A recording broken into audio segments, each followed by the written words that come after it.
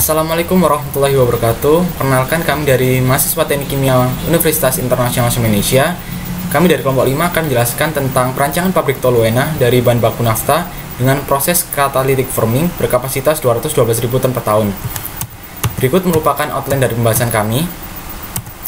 Yang pertama, toluena. Toluena merupakan hidrokarbon aromatik dengan rumus molekul C78 yang biasa digunakan secara luas dalam stok umpan industri dan juga sebagai pelarut. Berikut merupakan produk-produk hasil olahan dari toluena, ada pelarut cat, thinner, lem, dan lain-lain. Berikutnya merupakan kapasitas produksi dari pabrik toluena sendiri. Di sini terdapat beberapa data dari seluruh dunia, supply dan demand-nya juga dari Asia, serta dari Indonesia, di mana toluena sendiri permintaannya hingga tahun 2013 mencapai 259.478 ton. Nah, untuk saat ini permintaan toluena di Indonesia sendiri mulai menurun, sehingga menurut perhitungan kami mendapatkan kapasitas produksi pabrik yang akan kami dirikan adalah 212.000 ton per tahunnya.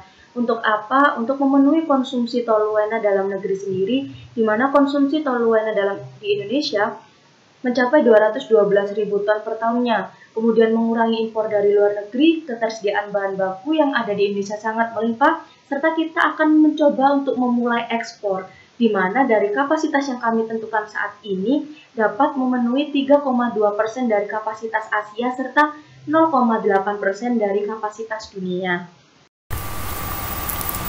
Untuk pemilihan proses sendiri, dari ketiga proses yang telah ada, kelompok kami lebih menggunakan catalytic reforming. Catalytic reforming merupakan proses pembentukan toluena dengan bantuan katalis untuk mempercepat reaksi. Di sini kami menggunakan catalytic reforming karena kemudian dihasilkan lebih tinggi, yaitu 98%. Sedangkan untuk proses flow diagram sendiri, proses yang pertama yaitu hydrotreating, fungsinya untuk menghilangkan pengotor seperti sulfur, karena katalis yang kami gunakan sangat sensitif dengan adanya sulfur. Prosesnya yaitu fresh nafta akan dipompakan dan diinjeksikan dengan hidrogen, akan dipanaskan dalam preheating, lalu akan dipanaskan kembali ke dalam furnace, dan kemudian akan dikontakkan ke dalam fixed bed reactor, lalu akan didinginkan dan dipisahkan pada separator. Di sini upline-nya berupa kandungan yang masih mengandung nafta, sedangkan bottom line-nya berupa aliran yang mengandung sulfur. Kemudian sulfur akan dihilangkan dan hasilnya masih yang mengandung nafta akan dipompakan kembali ke dalam aliran. Sedangkan aliran tadi akan diinjeksikan kembali dengan hidrogen untuk meningkatkan tekanannya dan dipanaskan dalam preheating. Kemudian di sini kami menggunakan 3 furnace dan 3 reaktor, fungsinya untuk menjaga konsistensi dari suhu. Kemudian akan didinginkan ke dalam cooler, lalu akan dipisahkan kembali, di mana upline-nya berupa hidrogen dan bottom line lainnya berupa aliran yang sudah mengandung toluen. Di sini akan dipisahkan kembali dari full gas dengan produknya. Kemudian akan dipisahkan dalam silane extraction untuk memisahkan silen dengan bahan-bahan yang titik didihnya lebih rendah daripada silen. Setelah itu overheat di sini berupa benzen dan toluen akan dilakukan extractive distillation. Di sini fungsinya ekstraksi liquid-liquid untuk memurnikan, kemudian akan dimasukkan ke dalam clay reactor untuk menghilangkan pengotor. Kemudian akan masuk ke dalam benzen column. Di sini untuk memisahkan benzen dengan komponen lainnya. Di sini ada toluen, kemudian akan masuk dalam toluen. Toluen sendiri akan dipisahkan kembali. Di sini masih mengandung silen. Silen akan mengalir ke dalam silen tank, sedangkan toluen akan didinginkan di kondensor, kondensasi, dan disimpan dalam toluen tank. Sedangkan benzen juga seperti itu. Untuk instrumentasi sendiri di sini yang pertama pada reaktor R201 hingga R203 yang digunakan yaitu temperature controller, fungsinya untuk menjaga konsistensi temperatur pemanasan nafta yang masuk ke dalam reaktor. Sedangkan untuk pada heat exchanger di sini yang digunakan yaitu process controller, fungsinya untuk meningkatkan tekanan aliran yang masuk ke dalam preheater. Seperti itu. Kemudian yang terakhir yaitu separator, yang digunakan yaitu level controller, fungsinya untuk mengkontrol ketinggian liquid dari proses yang sebelumnya telah ada. Seperti itu. Berikut merupakan raca massa dari pabrik toluena yang berkapasitas 212.000 ton per tahunnya. Untuk alat yang pertama adalah reaktor dengan basis perhitungan 1 jam operasi, di mana pada reaktor 1 ini terdapat reaksi dari naftalena C10H8 dengan hidrogen sebagai feednya, menjadi toluen dan benzena. Untuk neraca masanya antara inlet dan outlet sudah balance atau seimbang. Di sini komponen-komponen yang masuk pada reaktor 1 ini diperoleh dari pemecahan nafta feed utama menjadi beberapa komponen yang masuk ke reaktor 1 ini dan juga parafin. Nah, untuk alat yang kedua adalah kolom pemisah. Nah, kolom pemisah ini tidak terjadi reaksi sehingga antara inlet dan outletnya akan tetap sama. Namun di sini yang akan dipisahkan adalah beberapa bahan saja. Nah, salah satunya di sini adalah kita akan memisahkan berdasarkan titik didihnya, seperti itu.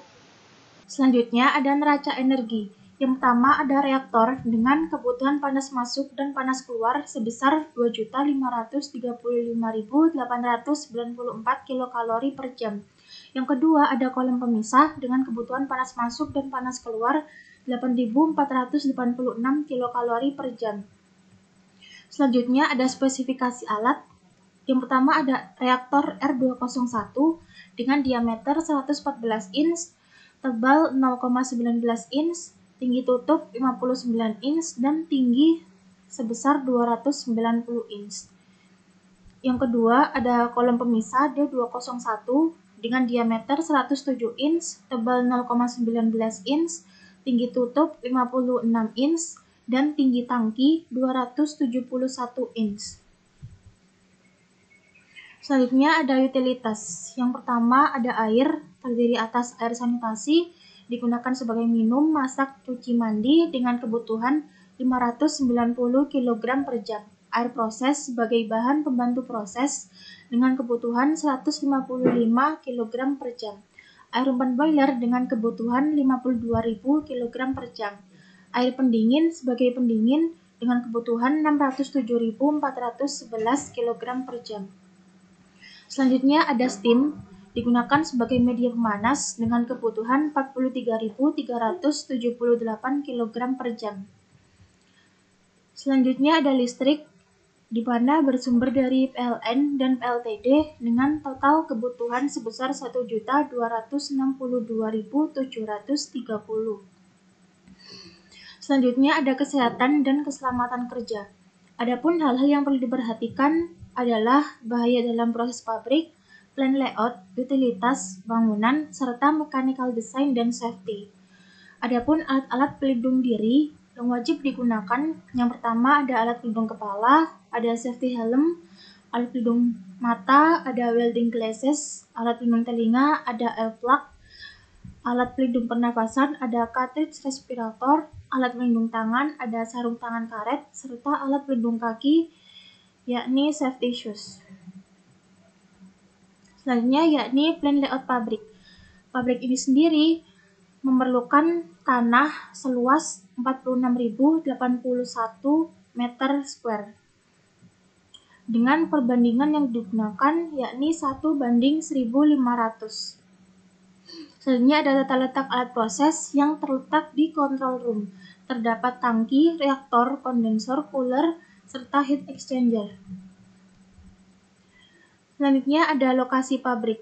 Pabrik ini sendiri berlokasi di Tambak Reja, Kecamatan Cilacap Selatan, Kabupaten Cilacap, Jawa Tengah.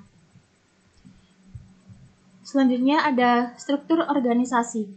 Perusahaan ini dipimpin oleh direktur utama dengan terdapat dua direktur di bawahnya, yakni direktur produksi dan teknik dan direktur umum dan administrasi. Masing-masing direktur ini memiliki manajer, di mana manajer produksi dan teknik untuk direktur produksi dan teknik, sedangkan manajer umum dan administrasi untuk direktur umum dan administrasi. Masing-masing manajer ini juga memiliki beberapa bagian, di mana untuk manajer produksi dan teknik terdapat bagian produksi, bagian teknik, serta bagian R&D. Untuk manajer umum dan administrasi terdapat bagian umum, bagian administrasi, bagian pemasaran, serta bagian HRD. Untuk masing-masing bagian ini juga terdapat beberapa seksi-seksi. Kemudian adalah analisis ekonomi dari pabrik toluan sendiri, di mana terdapat FCI yang terdiri dari cost seperti peralatan utama, pembelian peralatan utilitas, serta tanah dan bangunan, engineering, serta construction cost. dari FCI yang diperoleh, maka diperoleh TCI dan juga WCI dari 15% TCI-nya. Kemudian total production cost, dan yang di sini terdapat yang diperoleh dari direct production cost seperti pembelian bahan baku serta utilitas, fixed cost seperti gaji-gaji pegawai serta general expense dari penjualan dan atau pendapatan yang kami peroleh dari produk utama dan produk sampingan dari pabrik Toluene sendiri. Sebelumnya modal yang kita bawa adalah dari 60% modal pribadi dan 40%-nya pinjaman. Nah, untuk pengembalian modal sebelum pajaknya sendiri 1,7 tahun dan sesudah pajaknya 2,5 tahun. Untuk ROI-nya sendiri sebelum pajak 57% dan juga setelah pajak 37%. Di sini pabrik kami layak didirikan karena ROI-nya sudah di atas dari bunga pajak, yaitu bunga pajak kami adalah 15%. Untuk BEP yang kami dapatkan atau break even point-nya kita berada pada 59,7%. Sekian dari presentasi kami. Apabila ada kurang lebihnya kami mohon maaf. Wassalamualaikum warahmatullahi wabarakatuh. Semoga bermanfaat.